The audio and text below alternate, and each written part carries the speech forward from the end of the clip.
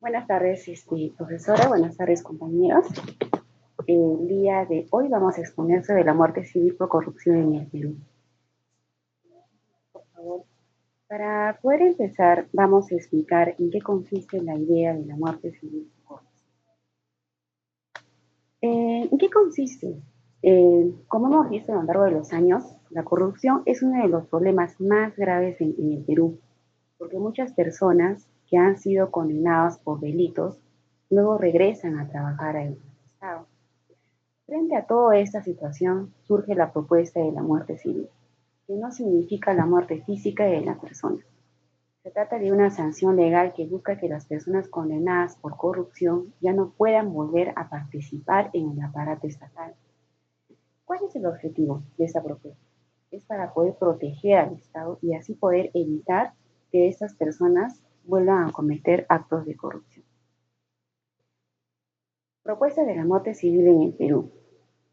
Eh, Han existido en el Perú, pero estas propuestas plantean que las personas condenadas por delitos como peculado, colusión o malversación reciban una sanción más severa. La principal medida es la invalidación permanente para que no puedan trabajar en entidades públicas ni poder así ocupar cargos de elección popular. Estas iniciativas han sido impulsadas por congresistas y por el Poder Ejecutivo como respuesta al reclamo de la población frente a esta corrupción. Siguiente, por favor.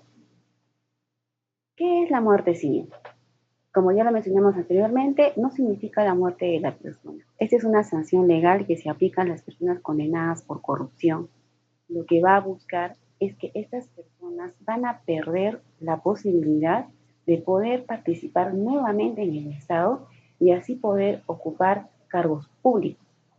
Con esa medida se va a buscar sancionar de manera más fuerte a quienes dañaron al Estado. ¿Qué implica la muerte civil? Varias prohibiciones, ¿no? La persona condenada no va a poder trabajar en ninguna entidad pública, no puede ocupar cargos de elección popular ni va a poder ejercer cargos de confianza, tampoco puede contratar con el Estado. Todo esto busca evitar que personas corruptas vuelvan a afectar la administración pública. Siguiente, por favor. Actualmente en el Perú existen estas leyes. No existe una ley que se llame muerte civil, pero lo que sí existe es una sanción de invalidación en el Código Penal. Esta inhabilitación puede ser temporal y no siempre impide que la persona vuelva a trabajar en el Estado. Por eso surge la propuesta de la muerte civil para que la sanción sea permanente en los casos graves de corrupción. Ahora continuamos con el siguiente punto, por favor. Buenas tardes. Continuando con la exposición, tenemos el punto número 2, que nos indica qué proyectos de ley se han aprobado. En el 2.1 tenemos las iniciativas presentadas en el Congreso. En el Perú, la figura de la muerte civil por corrupción ha sido objeto de diversas iniciativas legislativas, entre las cuales destacan dos. A. El proyecto de ley número 118 del año 2016. Esta propuesta planteó la inhabilitación permanente para el ejercicio de los cargos públicos de las personas condenadas por delitos de corrupción. Su objetivo principal fue reforzar las consecuencias jurídicas de estos delitos, más allá de la pena privativa de libertad. No obstante, el proyecto fue archivado sin llegar a ser aprobado por el Pleno del Congreso. Siguiente, por favor. En el siguiente tenemos el proyecto de ley número 790 del año 2021. Este proyecto amplió el alcance de la muerte civil, proponiendo su aplicación no solo a los delitos de corrupción, sino también a otros delitos graves contra el Estado. Aunque fue debatido en comisiones, tampoco se logró obtener el dictamen favorable y quedó sin aprobación legislativa. Siguiente, por favor. Tenemos ahora la situación actual. De las iniciativas mencionadas anteriormente, únicamente el proyecto de ley número 6841 del año 2023, que indica la muerte civil a funcionarios que cometan delitos contra la administración pública, para ello plantea la modificación de los artículos 36, 38, 382 y 401 del decreto legislativo 635 del Código Penal, según indica el documento presentado. Continúa en trámite. En consecuencia, en el ordenamiento jurídico peruano no existe actualmente una norma que establezca expresamente la muerte civil por corrupción, aunque sí existen mecanismos legales que producen efectos similares. Siguiente, por favor. ¿Te has adelantado? Bueno, acá hemos realizado un cuadro donde nos indican los tres proyectos de ley presentados en los años 2016, 2021 y 2023 respectivamente, el cual únicamente el que está en trámite es el último, el del año 2023. No obstante, pese a la presentación de estas iniciativas, la muerte civil no ha sido incorporada de manera expresa en una sola norma. Frente a ello, el ordenamiento jurídico peruano ha optado por introducir mecanismos parciales de inhabilitación a través del Código Penal y de estas reformas, los cuales cumplen con función similar a la muerte civil, aunque con límites y alcances específicos. Siguiente, por favor. Aquí también hemos hecho un resumen del crimen organizado y la muerte civil. Tenemos 8 leyes que se han modificado a lo largo del tiempo. Tenemos el cambio clave y la relación con la muerte civil. Tenemos la ley número 30077, que habla sobre el crimen organizado. Se distribuye su aplicación y esto nos indica que hay menos condenas, menos posibilidad de inhabilitación. La ley 32118 del artículo 317. Esto nos indica la definición más estricta de la organización criminal, lo que dificulta condenar y no se activa la muerte civil. Aquí tenemos una traba, por ejemplo. Tenemos la ley 32130 de la Policía Nacional del Perú, conduce investigación preliminar. Sin embargo, las investigaciones son más débiles y los procesos caen. En la ley 32181 se elimina la detención preliminar y los investigados continúan con sus funciones.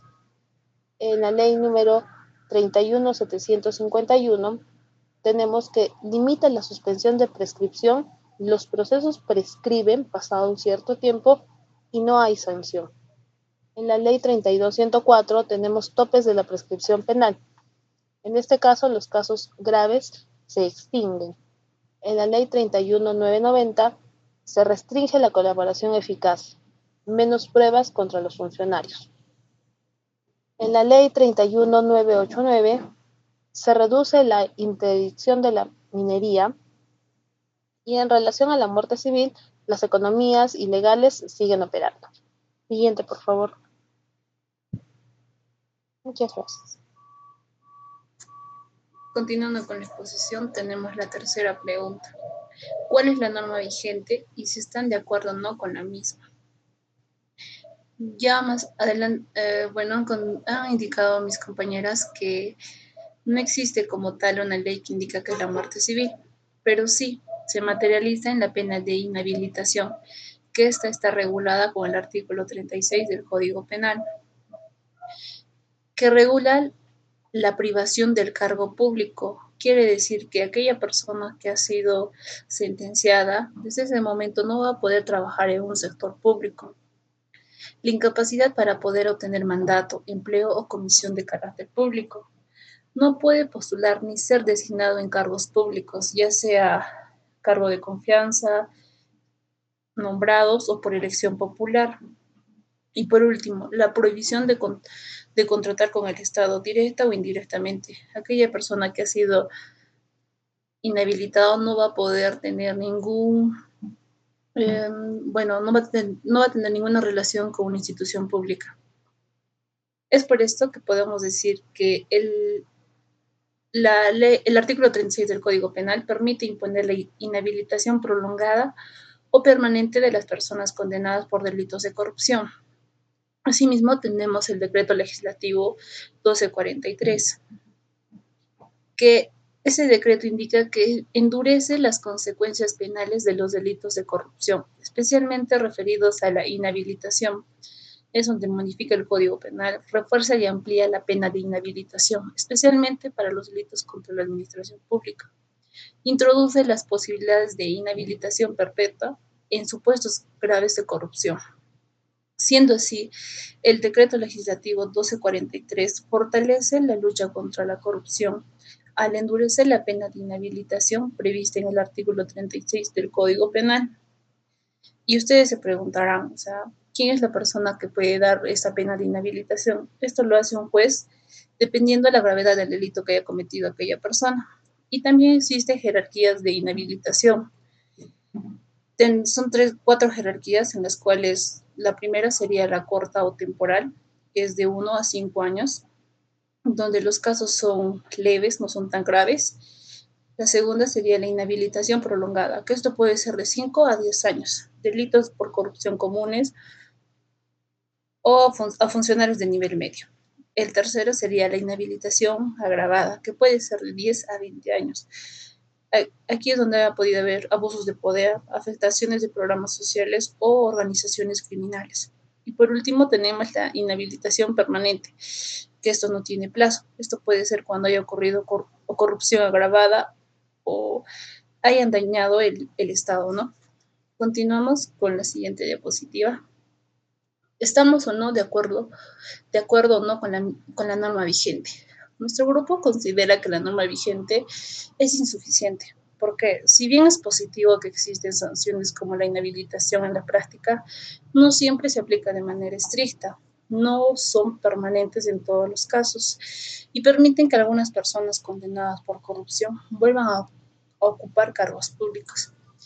Es por ello que estamos parcialmente de acuerdo con la norma actual, pero creemos que debería de fortalecerse, estableciendo inhabilitaciones más severas y efectivas dentro del sector público, especialmente para casos graves de corrupción. Doy paso a mi compañera. Ok, continuando. ¿Considera el grupo que la muerte civil por corrupción contribuye a solucionar el problema? Como grupo consideramos que sí contribuye positivamente a enfrentar el problema de la corrupción, considerándola un mecanismo idóneo por diversas razones. Prevención de reincidencia. Se afirma que la inhabilitación permanente es el mecanismo más idóneo para prevenir la comisión futura de delitos graves de corrupción. Esto se debe a que se reduce drásticamente las probabilidades de que una persona que ya ha cometido actos de corrupción vuelva a afectar a la administración pública al impedir el acceso a cargos de poder. Protección de la administración pública. La medida asegura que ni funcionarios corruptos, incluyendo los de elección popular, ni ciudadanos que hayan pagado sobornos puedan mantener o ejercer un cargo público en el futuro. Alternativa eficaz a la prisión. El grupo sostiene que esta sanción permite reforzar una política criminal de menor dureza, que evita los efectos negativos y estigmatizadores de la cárcel, pero responde de manera efectiva a la exigencia ciudadana de sanciones reales. Siguiente diapositiva. Sobre la resocialización. El argumento principal de quienes se oponen a la muerte civil es que esta sanción transgrede el principio de resocialización contenido en la Constitución, el cual busca la reeducación y reincorporación del penado a la sociedad. ¿Pero qué es la resocialización? Es un principio integrado por tres subprincipios: reeducación, que es la adquisición de actitudes para la vida en comunidad; la reincorporación, que es recuperación social del condenado; y rehabilitación, que es la renovación jurídica del estatus del ciudadano. Con este concepto, contrario a la idea de que la muerte civil es destructiva, se sostiene que esta pena facilita indirectamente la satisfacción del principio de resocialización. Esto debido a que evita la desocialización carcelaria. Al funcionar como una alternativa de prisión, evita que el sujeto sufra los efectos negativos y el hacinamiento de los centros penitenciarios. Ofrece un camino menos estigmatizador, permite que el individuo mantenga su libertad y autonomía en otros ámbitos de su vida, exigiendo únicamente que sea parte de la función pública. Proporcionalidad. La inhabilitación es legítima siempre que respete garantías generales como la legalidad y proporcionalidad. En resumen, la compatibilidad jurídica reside en que la resocialización es una garantía específica para el preso, mientras que la inhabilitación es una medida de seguridad para la administración pública, que no afecta la libertad personal del individuo, permitiéndole reinsertarse en la sociedad en ámbitos distintos al sector público.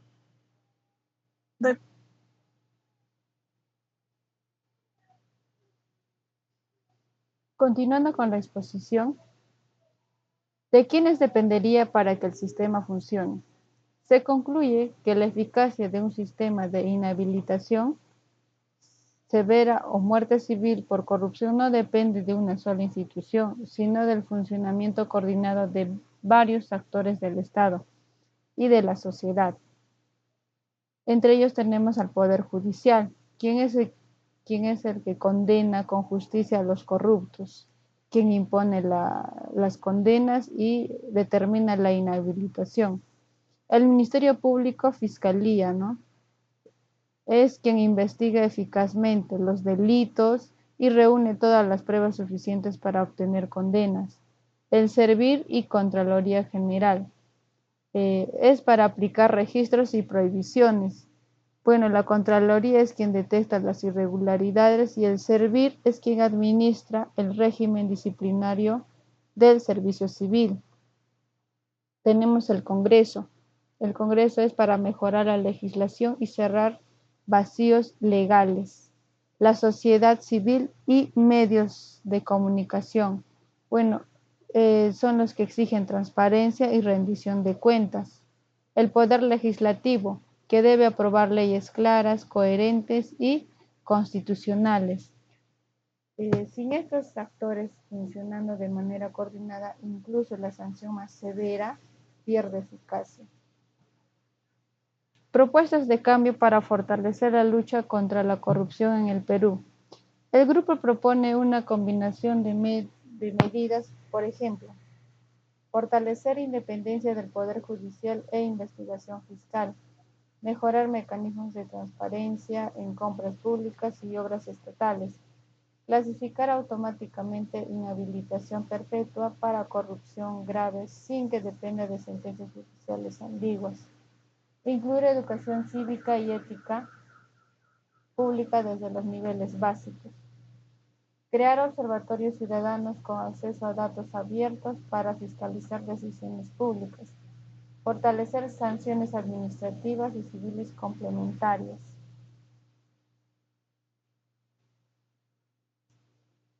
La muerte civil en la inhabilitación por corrupción, Perú versus otros países. Bueno, acá tenemos un cuadro comparativo en donde se hace una comparación de los países de Perú con referencia a otros, ¿no? Que tenemos Colombia, Chile, Brasil, Argentina, México, Italia, España, Estados Unidos y Francia. Bueno, hay una pregunta que dice, ¿existe la muerte civil? Bueno, en Perú no existe, bueno, en la mayoría no existe, a excepción de Colombia e Italia, que dice parcial. Y la duración, en el cuadro nos muestra de que en Perú hay una duración temporal de 5, 10 a 20 años según sea el caso. Y haciendo una comparación de los demás países, pues otros varían entre 20 años hasta 8 años. En Argentina, por ejemplo, hay un temporal o perpetua solo de decisión judicial hasta 20 años. Y tenemos también, ¿no?, que cada uno de esos países tiene su base legal. Continúa, mi compañero. Ya, continuando, ¿qué proponen como cambios para que el Perú se empiece a luchar contra la corrupción? A partir de la investigación realizada, el grupo propone que tenemos 5 propuestas. En la primera, regular expresamente la inhabilitación prolongada o permanente para delitos de corrupción agravada, garantizando siempre el debido proceso. B. Fortalecer y unificar los registros de personas condenadas por corrupción, asegurando su uso obligatorio en todo el Estado. C. Priorizar la recuperación de bienes y activos ilícitos, pues sancionar sin recuperar lo robado no genera un impacto real. D. Endurecer la responsabilidad de las personas jurídicas aplicando sanciones efectivas a empresas involucradas en corrupción. Y E. Invertir en prevención mediante transparencia, control ciudadano y educación ética en la función pública. La siguiente diapositiva. Conclusiones. La muerte civil por corrupción, entendida como inhabilitación prolongada o permanente, no existe de manera expresa en el Perú, pero sí se aplica indirectamente mediante el Código Penal, las reformas constitucionales y los registros administrativos. Las propuestas legislativas reflejan una preocupación legítima del Estado frente a la corrupción, aunque su implementación ha sido parcial y fragmentada. El derecho comparado demuestra que la sanción severa solo es eficaz cuando se acompaña de instituciones fuertes, justicia independiente y mecanismos de prevención. El grupo concluye que la muerte civil puede ser una herramienta válida, pero no constituye una solución definitiva, ya que la corrupción es un problema estructural. Finalmente, se considera que la lucha real contra la corrupción en el Perú requiere un enfoque integral que combine sanción, prevención, control institucional y participación ciudadana. Estas medidas permiten sancionar proporcionalmente la afectación de los bienes jurídicos y prevenir delitos futuros con la menor restricción posible en la autonomía de los individuos en comparación con la pena de cárcel. Eso es todo, gracias.